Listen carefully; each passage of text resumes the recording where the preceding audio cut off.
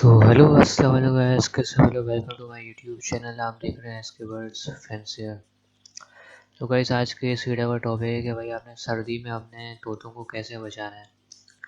اگر آپ سردی میں اپنے طوطوں کو نہیں بچائیں گے تو سردی میں آپ کے طوطے جو ہے ایکسپائر ہو سکتے ہیں اور بیمار ہو جائیں گے، پھول کے بیٹھ جائیں گے، ایک طرح بخار ہو سکتا ہے ان کو، کچھ بھی ہو سکتا ہے. ٹھیک ہے، تو ان کو سردی سے بچانا بہت ضروری ہے.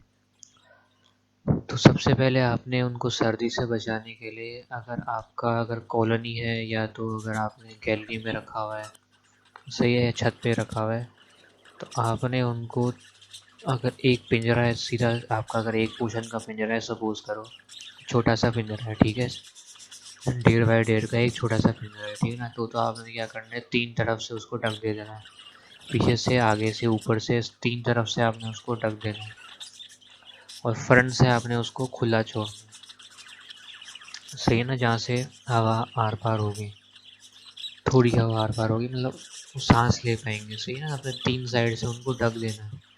اگر آپ نے انڈور میں رکھا ہوا ہے تو کبھی گھر کے اندر رکھا ہوا ہے، ڈرائنگ روم میں، بیڈ روم میں، تو پھر آپ نے صرف کپڑے سے ڈھکنا ہے. اور اگر آپ نے گیلری میں رکھا ہوا ہے یا چھت پہ رکھا ہوا ہے تو آپ نے پھر پلاسٹک شیٹ کا استعمال کرنا ہے. تین طرف آپ نے پلاسٹک شیٹ لگانی ہے، صرف فرنٹ سے آپ نے تھوڑا سا آدھا کپڑا ڈھکنا ہے، صحیح ہے، اور آدھا آپ نے کھلا رکھنا ہے.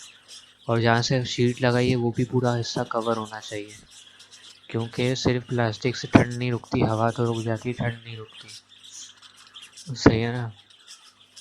تو آپ نے پورا پنجرا کور کرنا ہے، بس تھوڑا سا حصہ آپ نے کھلا چھوڑنا ہے جہاں سے ایئر آڑ پار ہوگی. صحیح ہے. اور اگر کالونی ہے تو وہی سلسلہ ہوگا، آپ نے پلاسٹک شیٹ سے تین سائڈ سے کور کرنے اور تھوڑا سا حصہ آپ نے کھلا چھوڑنا ہے جہاں سے ہوا آر پار ہو. صحیح ہے نا. اور اگر پاسبل ہے تو آپ کپڑا بھی وہاں پہ لگا دیں، کوئی موٹا کپڑا ہو. صحیح نا، 2-3 کپڑے موٹے ہوں وہ لگا دو. اگر کوئی پرانا کمبل ہے، بلینکٹ ہے، تو وہ بھی آپ لگا سکتے ہیں. صحیح نا، جس سے ہوا رک جائے اور ٹھنڈ بھی رک جائے. اور سب سے ضروری بات کہ آپ نے رات کے ٹائم جو ہے اپنے جو طوطوں کا پانی جو ہے وہ نکال لینا ہے. صحیح ہے. صبح پھر آپ نے دینا ہے، کیونکہ اس میں کیا ہوتا ہے، پرندہ رات کو کبھی گھبرا کے اڑنا شروع ہو جاتا ہے. صحیح ہے نا. اور اگر پانی بھرا ہوا ہوگا تو پانی میں ہو سکتا ہے وہ چلے جائے. اور رات کے ٹائم پانی اتنا ٹھنڈا ہوتا ہے نا کہ آپ خود کبھی جا کر ہاتھ ڈالیں پانی میں تو آپ کو پتہ چلے گا کہ فریج سے آپ نے پانی نکالا ہو، اتنا ٹھنڈا ہوتا ہے. صحیح نا. تو آپ نے وہ پانی نکال لینا ہے، چاہے ایک برتن ہو یا چاہے 10 برتن ہو، آپ نے وہ لازمی نکالنا ہے، کیونکہ کچھ بھی ہو سکتا ہے. صبح پانی بھی ہو سکتا ہے اس کو بخار ہو جائے، گلا خراب ہو جائے، بیمار ہو جائے. صحیح ہے نا. تو پھر صبح آپ نے ان کو فریش پانی دینا ہے، رات کو نکال لینا ہے. 8-9 بجے جب بھی اندھیرا ہوتا ہے برڈس ہو جاتے ہیں، اور صبح کو آپ نے جب بھی آپ پانی دیتے ہو 8-9-10 بجے آپ نے وہ پانی پھر ان کو تازہ دینا ہے. اور اس کے ساتھ ساتھ آپ نے تھوڑا دانوں میں بھی تبدیلی کرنی ہے. صحیح نا، آپ نے گرم دانے یوز کرنے ہیں.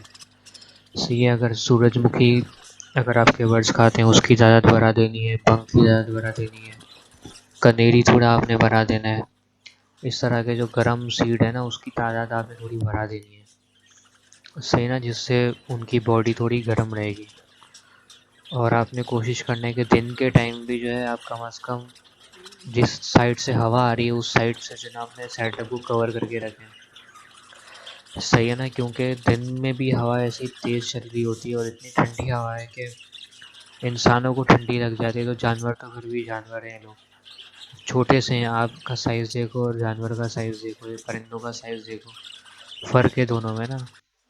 ہم ان سے 10 گنا بڑے ہیں پھر بھی ہمیں سردی لگتی، تو وہ تو پھر بھی چھوٹے سے ہیں. تو آپ نے اس بات کا خیال رکھنا ہے کہ آپ نے اپنے سیٹ اپ کو ایسا بنانا ہے کہ آپ وہاں پہ خود کھڑے ہو سکے بنا کچھ پہنے. صحیح ہے نا. آپ کو کچھ پہننے کی ضرورت نہیں پڑے، جیکٹ ویکٹ، آپ بنا کچھ پہنے وہاں کھڑے ہو سکے، تبھی آپ کے برڈ وہاں پہ رہ سکتے ہیں.